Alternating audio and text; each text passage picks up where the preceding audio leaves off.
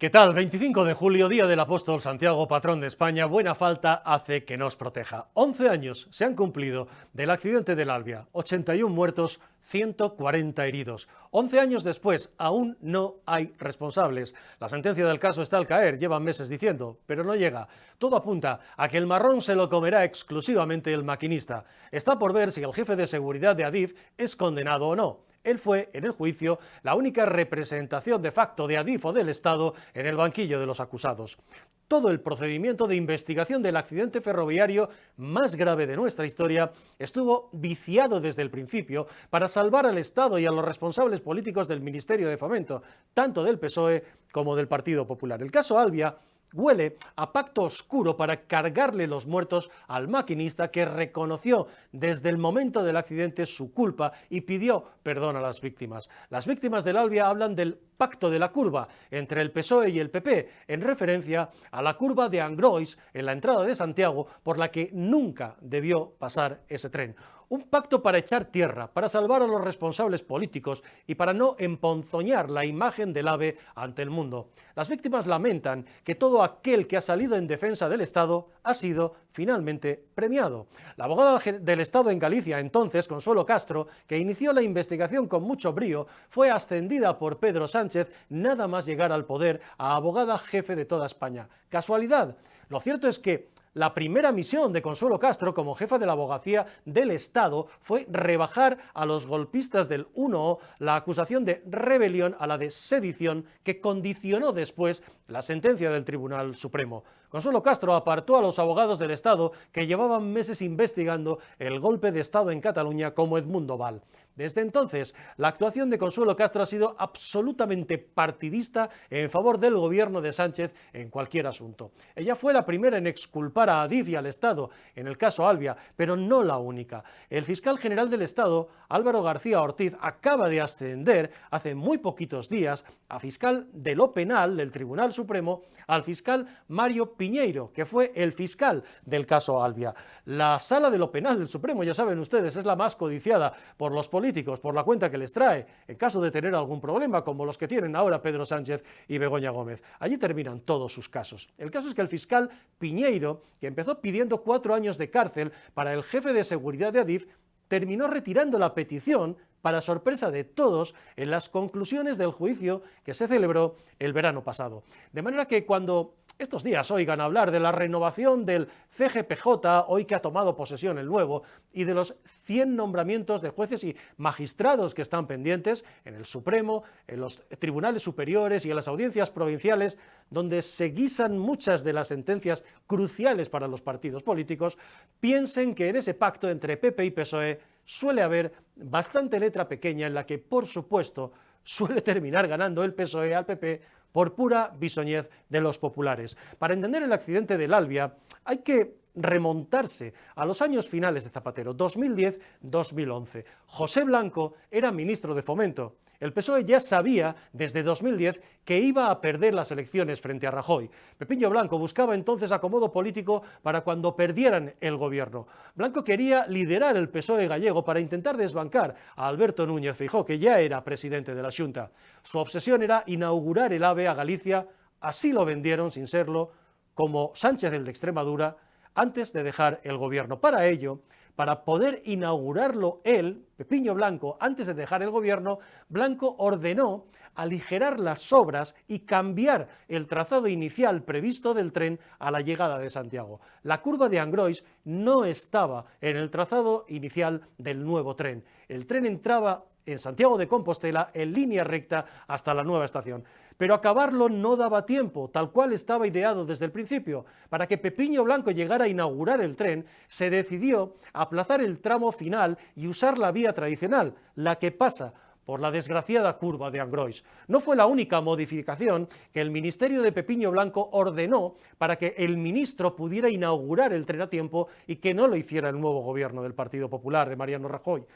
Como la electrificación de toda la línea iba a retrasar también la inauguración, Blanco ordenó a Talgo la creación de esa locomotora híbrida, mitad eléctrica para los tramos electrificados y mitad con gasóleo para los no electrificados. Con esto, manteniendo la vieja línea y haciendo pasar al tren por la curva de Angrois, por donde no debía pasar, Pepiño Blanco llegó efectivamente in extremis a inaugurar lo que llamó el AVE a Galicia, que no era en realidad un AVE, sino meramente alta velocidad, que es muy distinto. Es el mismo engaño, como decimos, que usó Sánchez para liar al rey al inaugurar como AVE ese tren chapuza a Extremadura, donde siguen usando, por cierto, esas viejas locomotoras híbridas que inventó Talgo para Pepiño Blanco en Galicia. El caso es que en diciembre de 2011, un mes después de que Rajoy ganara las elecciones a Zapatero, pero con el gobierno de Zapatero aún en funciones, Pepiño Blanco, acompañado de Feijóo, entonces presidente de la Xunta, consiguió marcarse el lamentable tanto de un tren que era un fraude, que no era un AVE, cuyo trazado se había cambiado, que no cumplía los estándares de seguridad exigidos por Europa, como después se pudo comprobar, y que empezó a dar problemas desde el primer viaje. ¿Por qué? Porque la locomotora híbrida que inventó Pepiño Blanco pesaba demasiado con la carga de gasóleo, y el tren se paraba automáticamente y por sorpresa entre Zamora y Orense. El peso activaba el sistema de frenado automático ERTMS. Pepiño Blanco consiguió hacerse la foto de la inauguración del tren fraude a Galicia, pero el PP se comió el marrón de su puesta en marcha, como casi siempre. El fastuoso tren de Pepiño Blanco se paraba sistemáticamente y los retrasos y quejas de los viajeros, más las indemnizaciones que tocaba pagar a Renfe, llegaron a la prensa y se montó el escándalo. Y con el escándalo llegó el intento de solución. El escándalo del PSOE de Pepiño Blanco se lo comió el PP en el gobierno. La ministra era Ana Pastor, que luego fue presidenta del Congreso, y el secretario de Estado de Transportes, responsable de solucionar el lío de Blanco, era Rafael Catalá, que luego fue ascendido por Rajoy a ministro de Justicia. El caso es que alguien en Adif, o más arriba, en el ministerio, esto nunca se aclaró, tomó la decisión, técnica o política, se podía haber aclarado, de evitar que el tren se parara. ¿Cómo? Desactivando el sistema de frenado automático ERTMS. Este sistema de gran precisión es capaz de detectar cualquier problema de seguridad del tren, incluido un despiste o un desmayo del maquinista en la cabina. Desactivar el ERTMS fue jugar a la ruleta rusa y dejar un tren que llegaba a los 199 km por hora a expensas solo de un fallo humano, como finalmente se produjo. El ERTMS estaba programado para reducir la velocidad en cada tramo si el tren sobrepasaba la velocidad permitida. Si el ERTMS hubiera estado activado, el Alvia, pese al despiste probado del maquinista, no hubiera entrado a 179 km por hora en la curva de Angrois. Si el ERTMS hubiera estado activado, el accidente no se hubiera producido. Esta es la verdad del accidente de Angrois, que nunca ha llegado a investigarse a fondo. Europa denunció a España porque la investigación no fue independiente. La investigación la hizo la propia Adif. Así son las cosas. Nadie se ha hecho responsable de aquellas decisiones. La de Pepiño Blanco, de cambiar el trazado, de mentir sobre el AVE y de manipular los planes iniciales para darse el gusto egocéntrico de inaugurar el tren antes de dejar el gobierno, fue claramente una decisión política suya y de nadie más, y tuvo unas consecuencias fatales. Pero aquí no pasa nada. La noche del accidente del Alvia, Pepiño Blanco estaba en una televisión local, vean ustedes el vídeo, con motivo de las fiestas de Santiago, cuando saltó la noticia del accidente. Su intervención produce vergüenza. Fue un excusatio non petito, mintiendo descaradamente sobre las condiciones de seguridad del tren que él decía conocer, pero que debía de saber que no existían. Pero en España, ya saben ustedes, no pasa nada.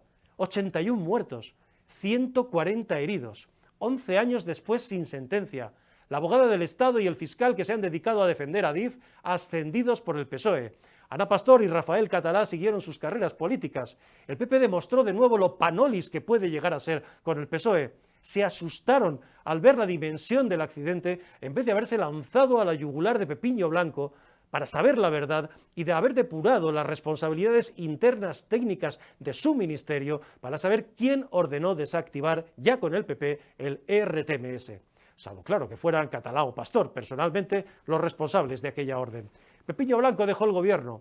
Se hizo un ático en la isla de Arosa, a 20 metros de la playa, del mar, pasándose por el forro la ley de costas y montó una consultora, Acento, con la que se ha forrado, sobre todo, siendo el gran lobby de Marruecos ante la Unión Europea. Pepiño Blanco y Acento son los embajadores de Mohamed VI en Bruselas. Y por cierto, ¿saben con quién montó Pepiño Blanco Acento? Con el exministro del PP, Alfonso Alonso, y también con quien hoy es el número 2 del gabinete de Sánchez en Moncloa, Antonio Hernando. Todos juntos, aunque no sabemos si revueltos. Acento ha sido la puerta giratoria no solo de cargos del PSOE, de varios cargos del PP también que se fueron del gobierno, pero que se llevaron una buena agenda de contactos para rentabilizar.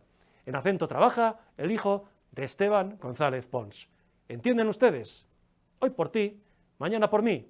La historia del PP y del PSOE de siempre, que Feijóo tiene ahora la oportunidad, si quiere, de romper de una vez con claridad ante millones de españoles que no aguantan más los chanchullos del bipartidismo. Una gran oportunidad si quiere ser realmente una alternativa al socialismo y no más de lo de siempre y más de lo de siempre. En aquella noche, Feijóo estuvo allí, en la curva de Angrois, y le vimos llorar. Albia 04155 Madrid-Ferrol, 11 años después, 81 muertos, 140 heridos, el mayor accidente ferroviario de la historia de España. No hay sentencia aún, aunque cuando la haya probablemente las víctimas seguirán sintiendo que no se ha hecho justicia.